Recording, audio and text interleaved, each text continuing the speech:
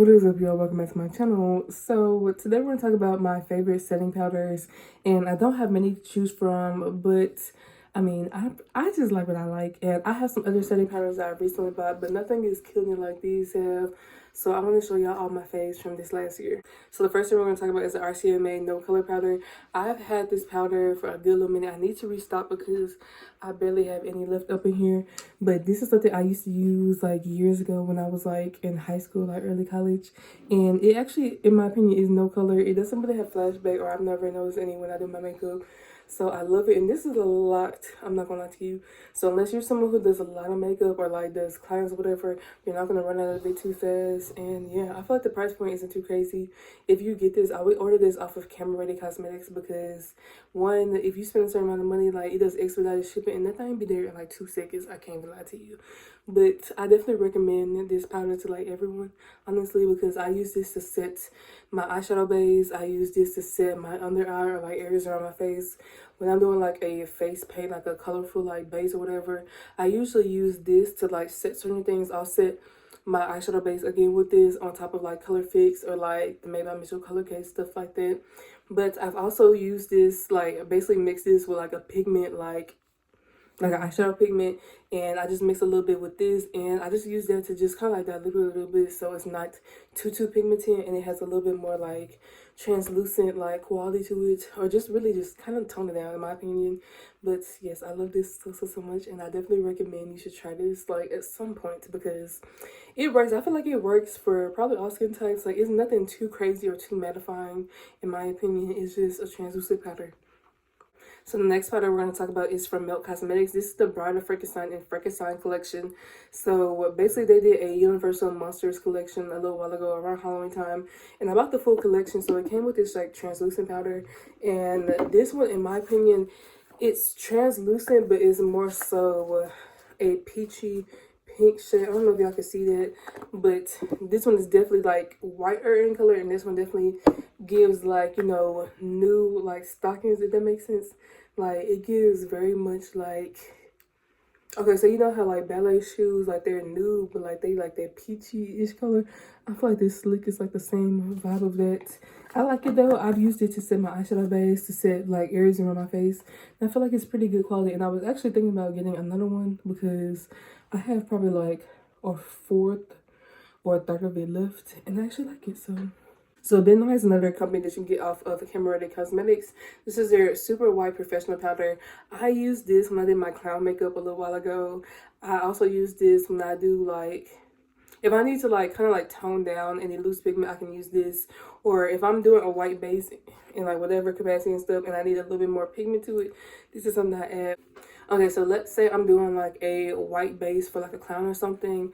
This one would be more pigmented and add to like basically like the layer, like the opaqueness of the layer, versus this would just set it, but like it would still kind of look blotchy, if that makes sense. So this one is pigmented and will add to like just the overall like transparency of your base, versus this, which is translucent, which is not going to add to your base. Okay, so the next setting powders are setting powders that I love, and they're from a company that I love. So anyways, these are from the Nessa Marks Beauty, and these are the Evolution powders, and I have 2 shades. This is Deep Peach, and I use this to like set my highlighted areas. I used it today. And I also use this to set my eyeshadow base, like here and there, like depending on like what type of eye look I'm doing. But I love this. Like this is one of my favorite powders. If I'm doing something and I actually want a tint to like my highlight areas, I'm going for her. And this is number 5, and number 5 is okay. I used it today, but it's a little bit deeper because I use it for like an all over like powder. So basically I would use this to after, okay, so let's say I just finished blending out my foundation, concealer, bronzer stuff. I use this first to set my highlighted areas around my face, my nose, forehead, cheekbone, like underneath my cheekbones, under eye area, like my chin and stuff. So I would use this for those highlighted areas, and then I would use this shade, but I love 4. I used to have 4, and when I tell you I use all of it up, like I literally cut the little mesh in there because I need to use the rest of the powder. Like I love that powder. I would literally have to re-up because I was like, okay, 5 can do it and 5 could, but like for me, I feel like 5 gives bronzer for me a little bit more than like all over the face powder. But I definitely recommend these powders. They're very good quality, and they just, it just gives a different vibe. Like I've used different like, you know, skin tone or foundation color shadows or powders before, but these just, I think it's just the finish overall. He's just like, oh my god, mama, what is on your face? Hey, sing it, but he's so crazy because sometimes I'll be doing my makeup, he be like he be trying to figure out who and what I am. But anyways, let me go take care of my baby and I will talk to y'all later. And if y'all have any questions about setting powders or whatever, please let me know. A tip real quick though, if I was going to set my nose or like underneath my cheekbones, I could use, it's dirty, but please ignore, but I could use a brush like this size to only set those things, or if I'm setting right underneath my like eyebrow. Okay, so I would either use this for bronzer or contour, or if I didn't have like any like big like flat brushes, I could use this to set my entire face. It would also really be good to set your blush. When it comes to setting like my overall face powder, I love this type of brush. This is from Japanese, and I got this from, this is their Luxe powder brush. I got this from, I think, TJ Maxx. Yeah, TJ Maxx. And this is like my favorite brush to set my entire face with. I have multiple. So this is really good if you're trying to do bigger areas of your face. Okay, so these are some other types of brushes I think could be used to like bronze or contour your face. You could also use this to like actually do blush and stuff. I've used it for that before. I either use this with a like cream or like, you know, a liquid like product for bronzing and stuff, or I've used it for actual powder stuff. It just depends. I have multiple of them because I have a couple of different like Made by Mitchell sets. This is from Real Techniques. This is the 201 brush, and then this is the MF4 from Made by Mitchell. This is a Moto Pro brush. This is the BMX 220 Radiance. You could use this for like a more precise like bronzer contour look, and if you're careful enough, you can do it to like contour your nose. But I would only do that if like you don't have like eyeshadow on your face or whatever. The last thing I'm gonna talk about is this is a brush. This is the Real Techniques contour brush, and I actually use this to set my highlighted areas. This is the brush that I typically use, and I have a couple of other brushes from like different brands that are like around this size. Like the Made by Mitchell collection has one. I just don't know where it is.